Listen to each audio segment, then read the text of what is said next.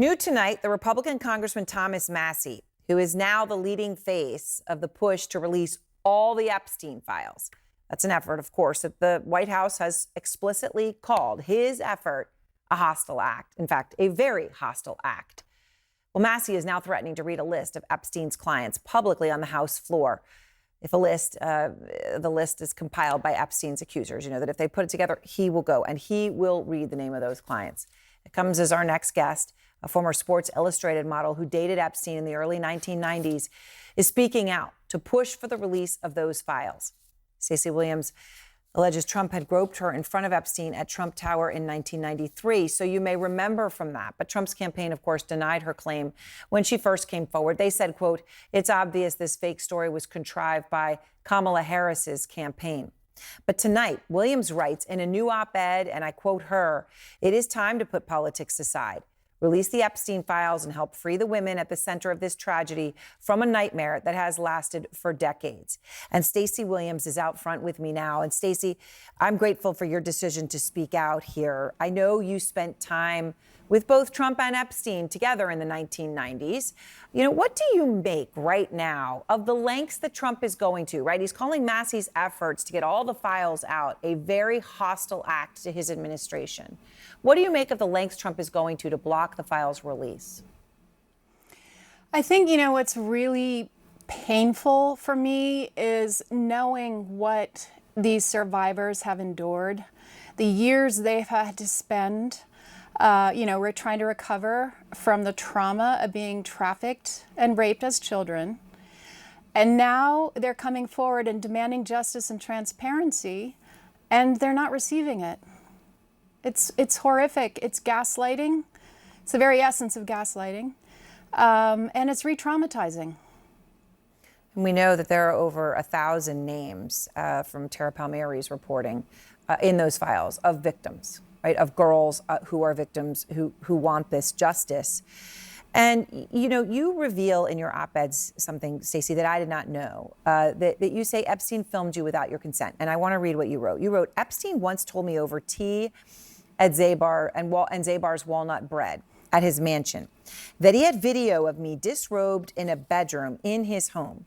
He described it as the most beautiful thing he had ever seen." Now, of course, Stacey, we've not been able to confirm or deny the existence of a video like this.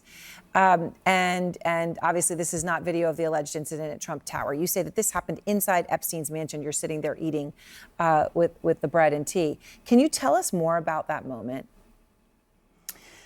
It was horrifying. But to get it back to your point, I don't know that it exists either. He looked at me and said that. And I want to know.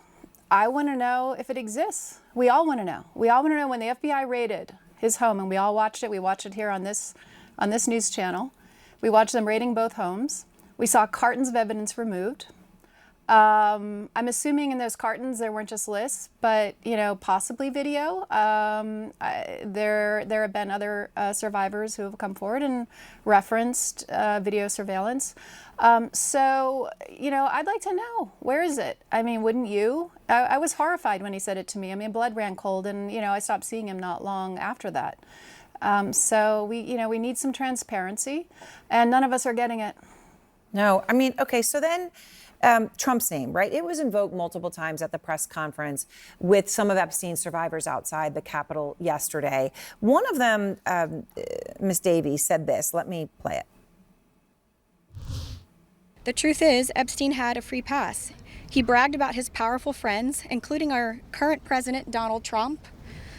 It was his biggest brag, actually."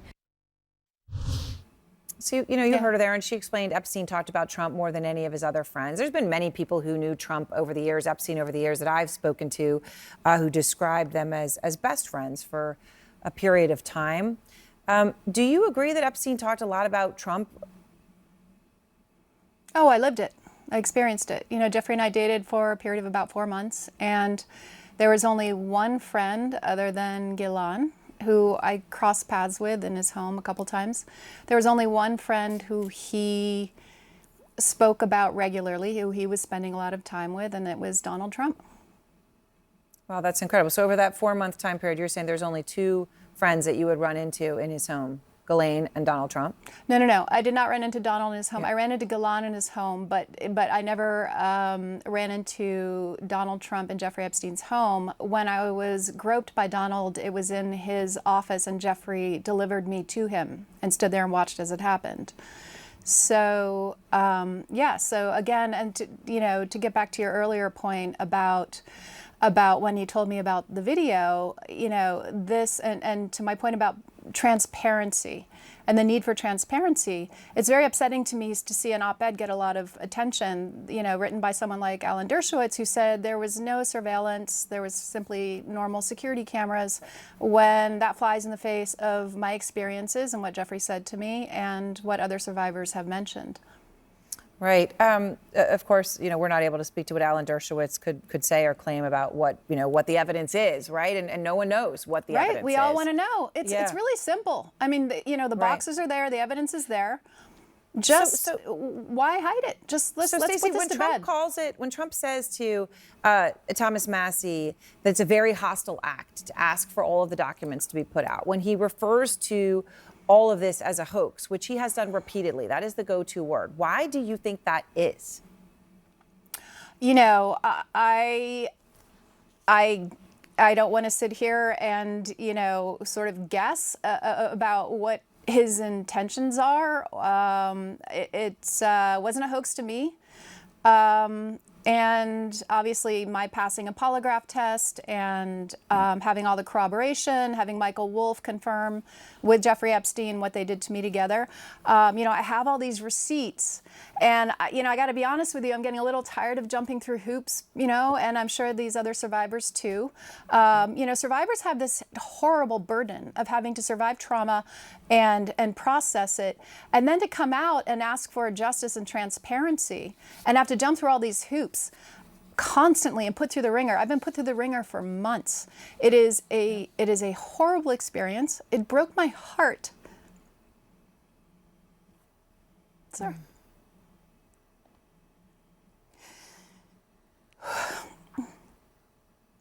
It broke my heart to see those women and to hear their stories on the Hill these last couple of days.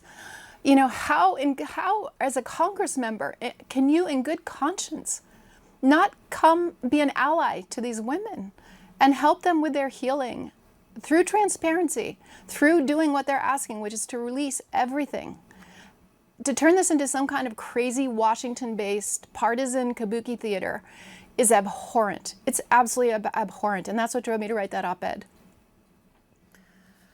Well, I'm glad you did, and I'm glad you came on. And as I said, I know it's not easy to do. You have to have emotions like that rise as they do, right? You could avoid it. You're choosing not to. You're choosing to do it, and a lot of people are grateful to you for that. Thank you so much. Stacey. Yeah, no personal gain whatsoever from this, other than catharsis and wanting to be an ally to these women. Thank you so much for having me. Well, thank you.